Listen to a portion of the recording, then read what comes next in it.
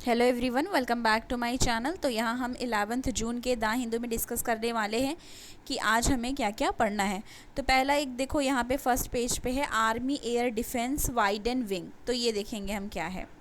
इसमें कहा जा रहा है new China focus and lesson from Ukraine war shape modernisation plan as India prepare for new thread with better technology. तो मतलब इंडिया अपने आप को क्या कर रही है, प्रिपेयर कर रही है न्यू टेक्नोलॉजी और बेटर टेक्नोलॉजी के साथ। ठीक है, अब यहाँ पे क्या कहा जा रहा है, the Indian army reorientations from western border to the northern border in the aftermath of 2020 stand off. तो जो 2020 स्टैंड ऑफ हुआ था चाइना के साथ इंडिया का, along with lesions from the on going war in Ukraine, has an effect on the present transformation of army air defence. ठीक है, तो उस पर क्या किया जा रहा है कि जो आर्मी एयर डिफेंस है उसके ट्रांसफॉर्मेशन पे ध्यान दिया जा रहा है। जो स्टैंड ऑफ हुआ था चाइना के साथ, ठीक है, जो बॉर्डर पे हुआ था एलओसी पे, उसके बाद ये चीज़ की जा रही है। The range of new system, जो रेंज है न्यू सिस्टम का मोस्टली इंडिजनस होगा, मतलब इंडिया में बना हुआ होगा, स्वदेशी होगा। ठीक है, इंडिजनस होगा। Are being inducted with a new technologies, में न्यू टेक्नोलॉजीज इनबिल्ड की जाएंगी। Factories in the new realities, bring it all together is a new automation initiative. मतलब न्यू ऑटोमेशन इनिशिएटिव होगा अंडर प्रोजेक्ट आकाश तीर। ठीक है, अंडर प्रोजेक्ट आकाश तीर। Okay, अब इसमें आगे भी देखेंगे हम।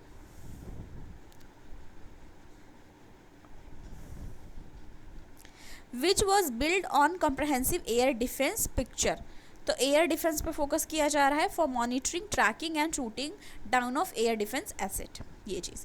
अब नेक्स्ट देखो, the nearly 2000 crore contract for आकाश तीर।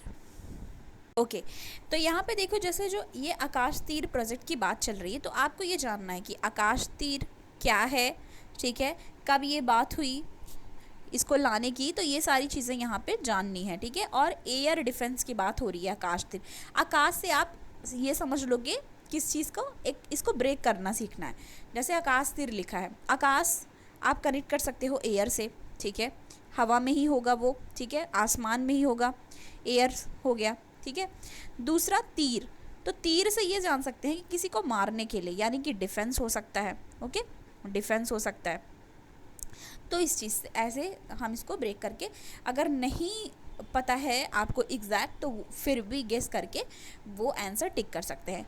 ठीक है, and networking and automation project on the same line as the Indian air force integrated air command and control system network as signed in, कब साइन हुआ था, मार्च में। ठीक है, इसी मार्च 2023 में।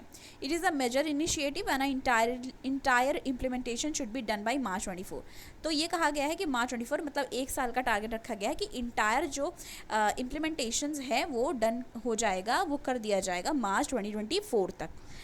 डिफेंस सोर्सेज ने कहा है nothing that this was probably the fastest project in the army. तो ये एक फास्टेस्ट प्रोजेक्ट होगा आर्मी में, given that the approval of qualitative requirements only came through in the December 2019। अब यहाँ एक चीज़ और कह रहे हैं, this will link all the radar, मतलब ये सारे रडार को लिंक करेगा और कंट्रोल करेगा, control centre of AAD and consolidate the air defence picture, removing duplication और overlap and also integrate all the weapons. ठीक है, the need today is for comprehensive air defence solution, the sources explained. तो ये चीज़ें भी यहाँ पे हुई। बात करेगी इसकी army air defence wide and wing. Okay, अब नेक्स्ट हम देखेंगे हमें कौन सा करना है। ओके, नेक्स्ट आ जाएंगे। नेक्स्ट ये है, navy showcase twin carrier operations in a major upgrade to maritime security. तो इसमें बात करें, इसमें बात की जा रही है as the indigenous aircraft carrier INS Vikrant gear up to become fully operational later this year. मतलब इस साल के लास्ट तक फुली ऑपरेशनल इसका जो हो जाएगा INS विक्रांत का, up to become fully operational later this year. The Indian navy has put on display the multi carrier operation, multi carrier operation. ठीक है, with the coordinated deployment of it INS Vikramaditya. तो अभी उसने रिप्लेस किया है, ठीक है। And more than 35 aircraft in the Arabian Sea, तो अरेबियन सी में इसको डिप्लॉय किया जाएगा।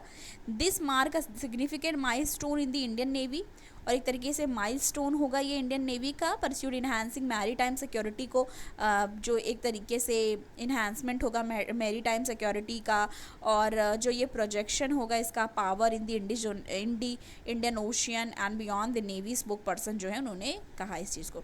द एक्सरसाइज इन्वॉल्व, जो ये एक्सरसाइज है उसमें क्या क्या है, seamless integration of 2 aircraft carrier, 2 इसमें एयरक्राफ्ट कैरियर होने वाले हैं इस एक्सरसाइज में, ये याद रखना है हमको, ठीक है।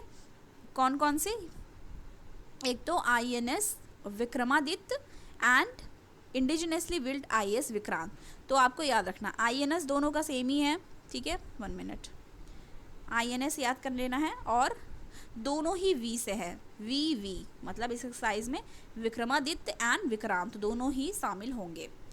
Along with a diverse fleet of ships, submarine and aircraft showcasing India's technological expertise in the maritime domain, ऐसा वो शोकेस वहाँ पे किया जाएगा एक्सरसाइज के दौरान। This demonstration of naval prowess underscore India's commitment in its national interest maintaining regional stability, मतलब regional stability को मेंटेन करने पे फोकस करेंगे। Fostering cooperative partnership in the maritime domain. अब एक चीज़ आपको बताती हूँ, मतलब इसमें क्या होता है कि कई बार जो एक्सरसाइज होते हैं, मतलब जो ये किए जाते हैं, ठीक है, जो डिप्लॉय करने की बात है इनकी अरेबियन सी में, या फिर शोकेसिंग, पावर शोकेसिंग भी वहाँ पे की जाती है कि वो अपने कर्तव्य करके दिखाते हैं। जैसे आपको पता होगा 15 अगस्त 26 जनवरी को बहुत सारे ऐसे जो हमारे वो होते हैं, क्या बोलते हैं, बड़े बड़े जो हमारे एयरक्राफ्ट्स होते हैं, जो मतलब फाइटर जेट होते हैं, वो सब भी हम देखते हैं आसमान में कि किस तरीके से पूरा शोकेस किया जाता है। तो ये एक तरीके से हमारे पावर को शो करना होता है कि इंडिया के पास किस लेवल की टेक्नोलॉजी है वॉरफेयर और इस सब चीज़ों के लिए। INS Vikramaditya and INS Vikrant the centre piece of exercise, ठीक है। Severe floating sovereign airfield, providing a launch perform for a wide array of aircraft। इसमें कौन कौन से होंगे, MiG-29K फाइटर जेट, MH-60R, कैमूव, सी किंग, चेतक, ध्रुव हेलीकॉप्टर। तो चेतक एंड ध्रुव हेलीकॉप्टर्स भी इसमें शामिल होंगे। इंक्रीज फ्लेक्सिबिलिटी को इंक्रीज किया गया है, ठीक है। These mobile bases can be positioned anywhere, allowing for the increased mission flexibility। मतलब इसमें मिशन फ्लेक्सिबिलिटी है, टाइमली रिस्पॉन्स करेंगे ये टू इमर्जिंग थ्रेट, जो भी इमर्जिंग थ्रेट होगी, मतलब किसी भी तरीके का अगर थ्रेट आता है तो उसको ये क्या करेंगे, टाइमली रिस्पॉन्ड करेंगे, मतलब क्विक रिस्पॉन्ड होगा, ठीक है। And sustain air operation to safeguard our national interest, हमारे नेशनल इंटरेस्ट जो है अक्रॉस दी ग्लोब, उसको ये क्या करेंगे, सेफगार्ड करेंगे। The Russian origin INS Vikramaditya, ठीक है, तो रशियन का था, मतलब रशियन ओरिजिन है ये INS Vikramaditya. With the displacement of 44,500 tons sailed out of the dockyard recently after a long refit, ऐसा navy chief admiral R Hari Kumar ने कहा है कि INS विक्रांत जो है वो क्या है, डिप्लेसमेंट है 42,800 टन का, and commissioned into navy last सितंबर में इसको जो बीत गया वो लास्ट सितंबर जो था हमारा, उसमें इसमें जो INS विक्रांत है उसको डिप्लॉय किया गया था इंडियन नेवी में, ठीक है। Will be fully operational by year and, और ये फुली ऑपरेशनल हो जाएगा ईयर एंड तक, ऐसा बता रहे हैं वो, ठीक है, ओके। और इसमें और क्या कहा जा रहा है, आगे ध्यान देंगे। Vikrant sized carrier indigenous aircraft carrier IAC-2 with some modification, तो उसमें सम कुछ मॉडिफिकेशंस भी किए गए हैं।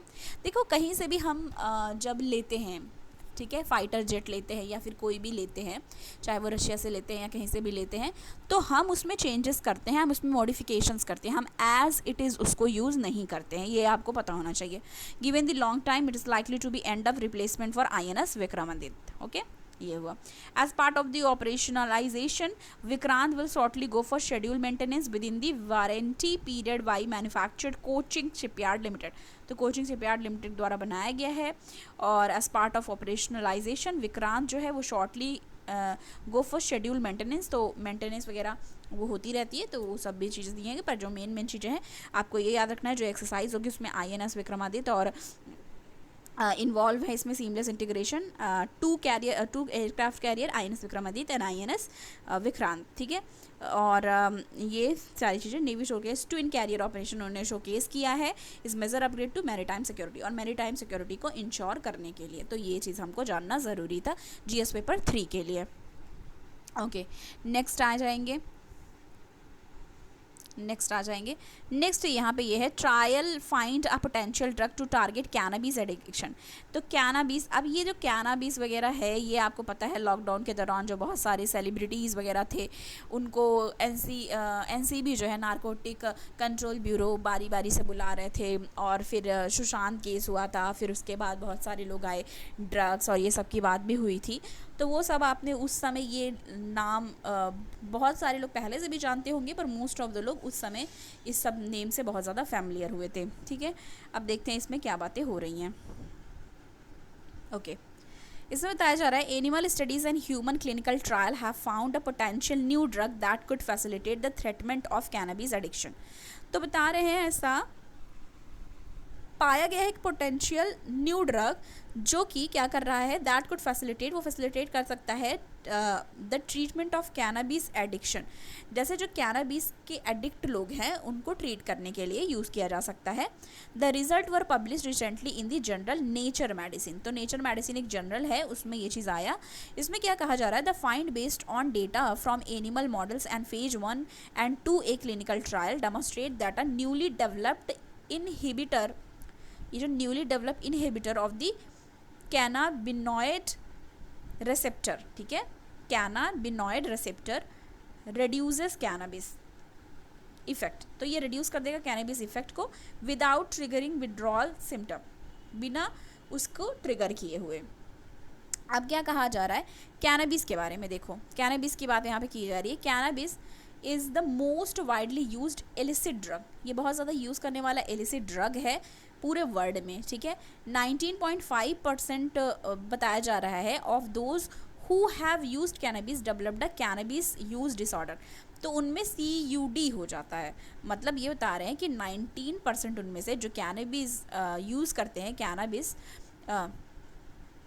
ठीक है, तो उनमें क्या हो जाता है, उनको डेवलप हो जाता है कैनाबिस यूज़ करते हैं जो, उनको कैनाबिस यूज डिसऑर्डर हो जाता है, ठीक है, CUD हो जाता है। CUD is a characteristics by persistent impairment such as, क्या क्या होता है उनको, फेलिंग टू अटेंड वर्क, मतलब वो वर्क नहीं अटेंड कर पाते, और personal obligations, continuing to use cannabis despite problem and an inability to cut down its use. तो उनको मतलब एक एडिक्शन हो जाता है। Despite this public health concern there are currently no treatment for CUD। तो अभी बताया जा रहा है कि करेंटली कोई भी ऐसा ट्रीटमेंट नहीं है CUD के लिए, कैनाबिस यूज डिसऑर्डर के लिए, ठीक है। प्रीवियस रिसर्च हैज सोन, मतलब प्रीवियस रिसर्च में क्या पता चला, that activation of this cannabinoid receptor by tetrahydrocannabinol THC the main psycho active component. तो इसमें एक मेन साइको एक्टिव कंपोनेंट ये होता है कैनाबिस का, और ये रिस्पॉन्सिबल होता है बिहेवियरल इफेक्ट के लिए, बिहेवियरल इफेक्ट ऑफ कैनाबिस, ठीक है। तो जो बिहेवियरल इफेक्ट आते हैं इसके वजह से आते हैं कि किस तरीके से वो रिस्पॉन्स कर रहा है, ठीक है। ओके, तो इसमें ये बताया जा रहा है France and corresponding others of the student colleagues have develop. अब यहाँ पे देखो, नेक्स्ट देखते हैं, the Athar report data from pre clinical proof. तो ये प्री क्लिनिकल प्रूफ से इन्होंने बताया है of concept studies demonstrating that the drug inhibitor THC behavioural effect would disrupting normal behavior और psychological activities in the mice and non-human primates। तो पहले इन्होंने रिसर्च किया है माइस पे और नॉन ह्यूमन प्राइमेट्स पे, उसके बाद इन्होंने इस चीज़ को क्या किया है, पहले देखो जब भी कोई भी तरीके का, मतलब जो साइंटिस्ट होते हैं वो जब रिसर्च करते हैं तो वो मंकी पे करते हैं, माइस पे करते हैं, तो उसके बाद फिर वो देखते हैं कि क्या चेंजेस आ रहे हैं, उसके हिसाब से मेडिसिन वगैरह बनाई जाती हैं। They also report result from 2-phase clinical trial, 2-phase clinical trial conduct in 64 healthy human volunteer. तो 64 हेल्दी ह्यूमन वॉलेंटियर पे इसको अप्लाई किया गया पहले। That show the drug to be safe and well tolerated. तो मतलब ये पाया गया कि ये सेफ है और क्या है, वेल टॉलरेटेड है, ठीक है, ओके। नेक्स्ट देखो, the author ran a phase 2A cross over trial involved 29 participants with CUD who received one of the 2 different doses of the drug in 5-day phase and placebo in another 5-day phase। तो ये सारी चीज़ें भी यहाँ पे बताई जा रही हैं। These findings suggest that the drug under investigations may have potential to be used for threatening COD without substantial side effect। तो ये कह रहे हैं जो ये ड्रग है, ठीक है, ऐसा इन्होंने पाया है कि जो ये ड्रग है वो क्या कर सकता है। पहले तो अंडर इन्वेस्टिगेशन है, ये suggest that the drug under investigation में हैव पोटेंशियल। वो कह रहे हैं इसके ड्रग के पास है पोटेंशियल कि वो यूज़ किया जा सकता है COD को ट्रीट करने के लिए without substantial side effect. The author, however, note that the further trial are needed in larger cohort to determine the long-term safety and efficacy of intervention, and that 3-month study in the patient seeking treatment for COD underway। तो आप समझ गए कि मतलब COD जो हो जाता था, कैनाबीज यूज डिसऑर्डर, उसको ट्रीट करने के लिए कुछ भी ऐसा नहीं था। तो अभी जो इन्होंने यूज़ किया है, बोल रहे हैं कि वो इफ़ेक्टिव हो सकता है। अंडर ट्रायल उसको इन्वेस्टिगेट करें, जो अंडर ट्रायल है उसमें है पोटेंशियल, तो इसके लिए यहाँ पे आया। और जो THC बिहेवियरल इफेक्ट आ जाता है उस सब चीज़ों को ट्रीट करने के लिए, और कैनाबीज को एक इलिसिट ड्रग बोला गया है, ये भी हमको यहाँ से याद करना है, ठीक है, ओके। यहाँ पे देखो, ये वाली लाइन याद करना है। फाउंड क्या किया गया है, न्यू ड्रग है जो फैसिलिटेट कर सकता है ट्रीटमेंट के लिए कैनाबिस एडिक्शन को। नेक्स्ट आएंगे हम, नेक्स्ट यहीं पे दिया हुआ है,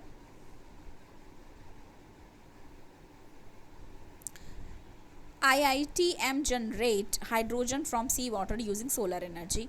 तो ये भी एक तरीके का हमारा इंपॉर्टेंट है। अब देखो आज संडे है ना, तो कितना ज़्यादा आया है साइंस से रिलेटेड। वैसे भी अब साइंस का पेज ऐड हो चुका है। सिर्फ पहले इन्होंने क्या किया, जैसे कोई भी चीज़ अप्लाई करता है तो ऐसे ही करता है, जैसे चाहे वो रिसर्च हो या चाहे ये पब्लिकेशन का ही देख लो। पहले, बहुत पहले की बात करो, आप नियरली 1 ईयर पहले चले जाओ, तो ऐसा कुछ भी साइंस का पेज संडे को भी नहीं होता था, ठीक है। तो पहले उन्होंने संडे के दिन भी साइंस का डाला, ठीक है। फिर उन्होंने 6-7 महीने 8 महीने ऐसे देखा साइंस का पेज डाल के। साइंस के पेज डालने के बाद फिर उन्होंने ऐसा कर दिया कि डेली ही एक साइंस का पेज जिसमें रहेगा।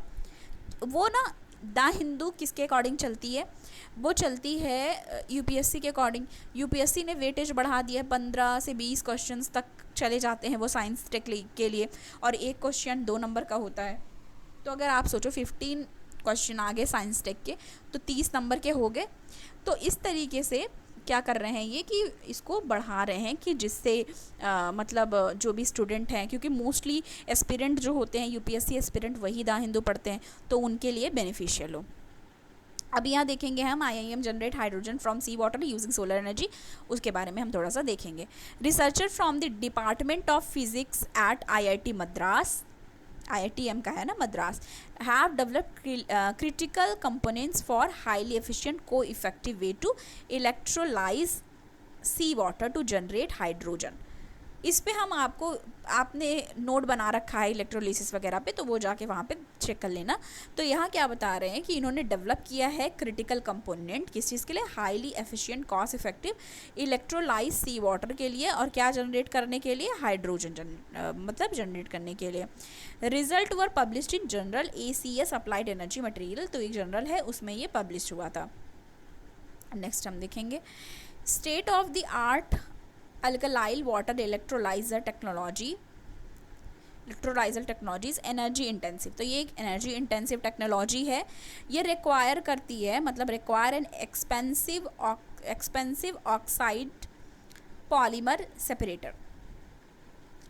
तो इसको क्या होता है, ये एनर्जी इंटेंसिव होती है, इसको रिक्वायर है, मतलब इसको ज़रूरत है एक्सपेंसिव ऑक्सीडाइज पॉलीमर की, सेपरेटर की, and use fresh water from electrolysis. तो उसके बाद फिर क्या हो जाएगा, यूज़ करेंगे फ्रेश वाटर इलेक्ट्रोलिसिस से। IIT Madras team led by doctor Rama Prabhu Sundara of this challenges. तो इसके बारे में भी सारी चीज़ें बताई है कि किस तरीके से, देखो यहाँ पे मशीन भी इन्होंने दिखाई है कि कैसे ये यूज़ करते हैं। अब यहाँ पे देखो ग्रीन हाइड्रोजन प्रोडक्शन की बात की जा रही है। इसमें कहा जा रहा है critical component have been developed for a highly effective and cost effective way, मतलब इसको हाईली एफिशिएंट बनाया गया है और कॉस्ट इफेक्टिव है ये वे टू जनरेट हाइड्रोजन, कि कैसे हाइड्रोजन जनरेट करें बाय इलेक्ट्रोलाइजिंग सी वाटर यूजिंग सोलर टेक्नोलॉजी। तो इलेक्ट्रोलाइजिंग सी वाटर मतलब हाइड्रोजन जनरेट करना है इलेक्ट्रोलिसिस करके सी वाटर का, और क्या यूज़ करके, सोलर एनर्जी को यूज़ करके। ठीक है, तो देखो रिन्यूएबल पे मैंने कहा ना कि फोकस किया जा रहा है मोस्टली, और यहाँ पे सोलर एनर्जी, तो आपको पता है सन हमेशा रहने वाला है, तो सन अगर हमेशा रहने वाला है तो सूर्य की जो किरणें हैं वो रहने वाली हैं, सनरेज रहने वाली हैं, और सोलर एनर्जी जनरेशन तो चलता ही रहना है। तो किस तरीके से इसको इन्होंने हाइड्रोजन जनरेट करने के लिए इलेक्ट्रोलिसिस जो करके सी वाटर को कैसे यूज़ कर सकते हैं, किसकी प्रेजेंस में, सोलर एनर्जी के थ्रू ये जनरेट कर सकते हैं हाइड्रोजन, वो चीज़ यहाँ पे बताई गई है। अब यहाँ पे क्या कहा जा रहा है, the electrolyser uses alkaline sea water. तो बता रहे हैं कि जो इलेक्ट्रोलाइजर है वो यूज़ करता है alkaline sea water and carbon based support material, जो कि डेवलप किया गया है आईआईटी मद्रास टीम के द्वारा, यूज़ करके, यूज्ड फॉर द एनोड, मतलब किस चीज़ के लिए, team is used for anode और कैथोड टू प्रिवेंट कोरोजन। मतलब ये यूज़ क्या कर रहे हैं, यूज़ कर रहे हैं एनोड और कैथोड, किसको प्रिवेंट करने के लिए, कोरोजन। आपको पता है anode cathode plus minus sign use करके किस तरीके से करते हैं, वो आप फिजिक्स में ऑलरेडी पढ़ चुके हैं। ठीक है, transition metal based catalyst developed by team is used for coating, मतलब जो ट्रांजिशन मेटल बेस्ड कैटलिस्ट है उसको डेवलप किया गया है टीम के द्वारा यूज़ करने के लिए coating the support material, coat कर, मतलब जो कोटिंग के लिए, जो कोटिंग की जाती है अप्लायंसेस में, तो कोटिंग करने के लिए to support material of the electrode. Catalyst enhance production of hydrogen. अब ये कहा जा रहा है जो ये कैटलिस्ट है वो इन्हांस कर देगी, यानी कि बढ़ा देगी जो कि प्रोडक्शन है हाइड्रोजन का और एंड ऑक्सीजन का, even when impurities and chemical deposition take place on the electrode. मतलब ये क्या कह रहे हैं कि जो कैटलिस्ट है वो इन्हांस कर देगी प्रोडक्शन को, इवन प्रोडक्शन जो हाइड्रोजन और ऑक्सीजन का प्रोडक्शन है कैटलिस्ट उसको बढ़ा देगी अगर इम्प्योरिटीज़ है, केमिकल जो डिपोजिशन है वो सब भी है जो कि कहाँ पे take place on the electrode, उसके बाद भी वो बढ़ा देगी। A cellulose based separator developed in house. तो यहाँ पे ये कहा जा रहा है कि सेलुलोज बेस्ड सेपरेटर डेवलप हो जाता है in house, is very economical and allow hydroxide ion to pass through but prevent oxygen and hydrogen from cross over. तो ये भी एक चीज़ है कि किस तरीके से हाउस में ये होता है। Two prototype of the different dimensions have been build by access of the visibility of the catalyst. तो दो prototype of different dimensions have been build to access the viability of the catalyst. All the cells have shown a self life. तो जितने cell हैं बता रहे हैं कि वो शो करते हैं एक self life of more than 6 month होती है। ठीक है, एंड स्टडी इज़ कंटिन्यू। तो मतलब अभी भी उसके बारे में और भी चीज़ें खोज की जा रही। Hydrogen is produced at a rate of 1 litre per hour. तो ये शायद फैक्चुअल है और ये पूछा जा सकता है अगर फैक्चुअल क्वेश्चंस आते हैं तो, या पीसीएस वगैरह में तो आते ही हैं। तो ये कहा जा रहा है कि जो हाइड्रोजन है वो प्रोड्यूस करेगा किस रेट पे, 1 litre per hour, 1 litre per hour की रेट से ये प्रोड्यूस करेगा when a large electrolyser is use, जब लार्ज इलेक्ट्रोलाइजर यूज़ किया जाएगा उस समय। ओके, अब नेक्स्ट हम देखेंगे। नेक्स्ट ये देखो FAQ करके एक पेज आया है, इसमें बात की जा रही है what is happening in Arctic ice. तो ये यहाँ पे आर्कटिक आइस की बात की गई। तो आपको पता है इस टाइप के क्वेश्चंस आते हैं। इजी तो अब क्या ही आता है, आपको पता ही है, तो हमें ये सब चीज़ें भी ध्यान देनी होगी। इसमें क्या कहा जा रहा है, what is happening to Arctic C ice. तो इसमें बात की चलिए why will even reduced carbon emission not to be able to stop the ice from melting in summer। तो ये कह रहे हैं कि क्यों ऐसा है, why will even reduce carbon emission, मतलब अगर रिड्यूस भी कर दिया जाता है कार्बन इमिशन को तो क्यों तब भी हम नहीं रोक सकते आइस को मेल्ट होने से समर में। उसके लिए ये पढ़ते हैं हम, स्टोरी है ये। Recent study in Nature general, nature general का भी हमने एक और स्टार्टिंग में पढ़ा था साइंस वाले पे, तो ये फिर से आया है। नेचर जनरल ने क्या मतलब छपा हुआ है ये recent study in Nature journal, उसमें क्या कहा गया that the loss of Arctic ice sea is inevitable, जो लॉस हो रहा है आर्कटिक आइस का उसकी बात की जा रही है। In the decade ahead even if the world somehow gets its act together and sharply reduce carbon emission, मतलब कह रहे हैं कि कार्बन इमिशन को रोकने का काम किया जा रहा है। इवन अपना टारगेट कब है नेट जीरो इमिशन का, नेट जीरो इमिशन का टारगेट अपना कब है 2070 तक, ठीक है, नोट्स भी हमारी बन चुकी हैं। तो उसमें क्या कहा जा रहा है कि इतना ज़्यादा एफर्ट लिया जा रहा है कंट्रीज़ के थ्रू कि वो रिड्यूस कर रहे हैं कार्बन इमिशन, फिर भी आर्कटिक जो सी की आइस है वो क्या हो रहा है, loss of Arctic C ice वो भी अभी नहीं रुक रहा है। फिर भी क्यों नहीं रुक रहा है, अगर इमिशन को भी शार्पली वो ध्यान दिया जा रहा है और कम किया जा रहा है, तो उसके लिए है why is Arctic C ice important. तो ये हमारे मन में आता ही है, क्वेश्चन उठेगा ही कि अगर आर्कटिक आइस की बात हो रही है तो हम ये सोचेंगे ना कि क्यों ऐसा फ़र्क पड़ रहा है, क्यों आर्कटिक सी के आइस पे हम फोकस कर रहे हैं, क्यों वो ना मेल्ट हो, हम ऐसा क्यों चाहते हैं। आ गया question, why is the Arctic Sea important, Arctic C ice is important. इसमें क्या कहा जा रहा है, the massive sheet of ice that path the Arctic region play a major role in influencing global climate, क्योंकि ये इन्फ्लुएंसिंग होता है ग्लोबल क्लाइमेट के लिए।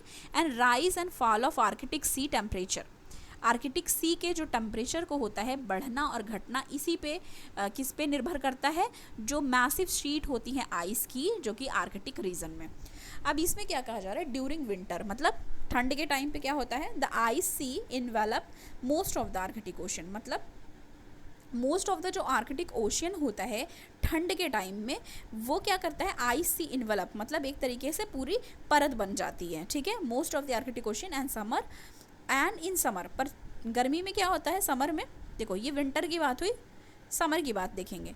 समर में a portion of melt due to being expose to longer period of sunlight, पर फिर क्या होता है, मेल्ट होने लगते हैं क्योंकि वो जो एक्सपोजर है उनका ज़्यादा होने लगता है सनलाइट को, मतलब वो being expose to long period, मतलब लंबे समय तक सनलाइट के प्रेजेंस में वो मेल्ट होना स्टार्ट हो जाते हैं। एंड एलिवेट टेम्परेचर, टेम्परेचर बढ़ता है, ठीक है। Sea ice normally melt and it at its thinnest and most sparse in the mid सितंबर में ऐसा होता है, ठीक है, okay. When the area covered by ice is रफली half the size of winter maximum, with the onset of winter and dipping temperature the ice begins to expand and thicken, उसके बाद क्या हो सकने लगते हैं, फिर मोटा होने लगते, थिक होने लगता है, all the way until March when it reaches to its zenith. तो मतलब किस तरीके से वो बता रहे हैं कि उसका इम्पैक्ट देखो राइज होने पे पड़ता है, टेम्परेचर के हाई और लो पे पड़ता है, और बता रहे हैं कि मिड सितंबर तक कैसे आइस नॉर्मली मेल्ट होने लगती है, थिनिएस्ट और मोस्ट स्पार्स इन दी मिड सितंबर ऐसा होने लगता है। फिर बाद में वो क्या होने लगता है, एरिया कवर हो जाता है आइस से, रफली हाफ साइज विंटर में मैक्सिमम ज़्यादा आइस शीट होती हैं, ज़्यादा ही परत जमी होती है, ये भी कहा जा रहा है। The US environmental protection agency EPA क्या कह रही है, environment protection agency EPA explain the importance of sea ice, thus ice sea ice is light coloured, sea ice जो होती है वो लाइट कलर्ड होती है, and therefore reflect more sunlight, इस वजह से रिफ्लेक्ट करती है more sunlight back to space than liquid water. Okay अब देखो ये क्या कह रहा है, sea ice is light colour and therefore reflect more sunlight, तो इसीलिए क्या कहा जाता है लाइट कलर का समर में यूज़ करने के लिए, क्यों, क्योंकि क्या करती है वो रिफ्लेक्ट कर देती है सनलाइट को, ठीक है, सन रेज को, ठीक है, okay. Sea ice is light coloured and therefore reflect more sunlight back to space than liquid water के कंपैरिजन में वो ज़्यादा रिफ्लेक्ट करती है, thus playing a whiter role in keeping polar region cool, उसकी वजह से क्या होता है, पोलर रीजन कूल रहता है एंड मेंटेन रहता है earth energy balance. Sea ice also keep the air cool by forming the barrier, sea ice क्या करती है, also keep the cool by forming a barrier between cold air above and relatively warmer water. As the amount of sea decrease, the Arctic region cooling effect is reduced. अब जैसे क्या कहा जा रहा है, जैसे अमाउंट ऑफ आइस डिक्रीज होगा, मतलब आइस का अमाउंट क्या होगा, आइस जो है वो कम होने लगेगा, ठीक है, तो क्या होगा, कूलिंग भी क्या होगी, कम होगी ना, क्योंकि उसी वजह से वो कूल रहता है, तो कूलिंग इफेक्ट भी कम होने लगेगा. एंड दिस में इनिशिएट अ फीडबैक लूप, इसके वजह से क्या जनरेट हो जाएगा, फीडबैक लूप जनरेट हो जाएगा. Whereby ocean warming cause by more absorption of water energy lead to an even greater loss of ice and further warming. तो क्या होगी, वार्मिंग होगी, फर्दर लॉस होगा आइस, सी आइस का, तो इस टेम्परेचर भी क्या होगा, बढ़ेगा, गर्म होगा. Change in sea ice can effect biodiversity. अब देखो चेंज हुआ सी आइस में तो ये इफेक्ट करेगा बायोडाइवर्सिटी को, इम्पैक्ट करेगा मैमल्स को जैसे कि polar bear, walruses, and they rely on the presence of sea ice for hunting. वो क्या होते हैं, presence of sea ice for hunting, breeding and migration, तो उनके लिए ज़रूरी होता है, ठीक है, क्योंकि वो इम्पैक्ट करेंगे बायोडाइवर्सिटी पे, इम्पैक्ट करेंगे मैमल्स पे, पोलर बियर और इन सब पे. देखो एक बहुत ही अच्छा, एक तो आपको भी ये लगता है कि नहीं, एक तरीके से एक नोट्स की तरह पूरा बना दिया है what is happening in Arctic Sea. पूरा नोट्स से नहीं लग रहा है आपको, सच बताना, मुझे तो पूरा नोट्स ही लग रहा है कि कोई नोट्स एक्सप्लेन कर रहा है, ठीक है. देखो the reduction in ice cover also affect the traditional subsistence hunting life style of indigenous Arctic population, जैसे कि यपेक, इनपीआर, इन्यूट, ईपीए नोट. तो ये सब टर्म ऐसे हैं जो रटने पड़ते हैं. On the other hand reduce ice can present commercial and economic opportunity. मतलब ये कहा जा रहा है कि अदर हैंड एक चीज़ और है, जो रिड्यूस हो जाता है ice, reduce of the ice can present commercial and economic opportunity. कैसे, with the opening up of the shipping lane हो जाती है, increase access to natural resource पे पहुँच पाते हैं आर्कटिक रीजन में. In this has already provoked global competition in several countries जैसे कि इंडिया, ठीक है, greater influence in group such as Arctic council that govern across the Arctic resource. तो रिसोर्सेज और ये सब भी उनको मिलने लगता है, तो ये सारी चीज़ें भी थी यहाँ पे. What does the new study से, पर न्यू स्टडी क्या कहती है वो भी हमको देखना होगा. पूरे नोट्स की तरह ही आप बना हुआ है ये, आप पूरा एकदम देख सकते हो. वीडियो बहुत लंबी होगी क्योंकि जब भी ऐसे डिटेल में एक्सप्लेन करो तो बहुत ज़्यादा लंबा हो जाता है, फिर भी हम देखेंगे. व्हाट द आर्कटिक सी, देखो क्या जा रहा है, that the Arctic Sea is decreased in a well known acknowledgeable in the several report of the inter governmental panel on climate change. अब ऐसी चीज़ें हमको अपने नोट्स में इंक्लूड करनी होती हैं, ठीक है. हमको मतलब कौन सी नोट की बात मैं कर रही हूँ, यहाँ वाली नहीं, जैसे सॉरी नोट नहीं, एग्ज़ाम हॉल लिख रहे हैं तो हम आईपीसी, अगर इस तरह के क्वेश्चन आते हैं तो आईपीसीसी ये सब चीज़ें डालनी होती है, और प्रीलिम्स में भी इस तरह के क्वेश्चंस आते हैं.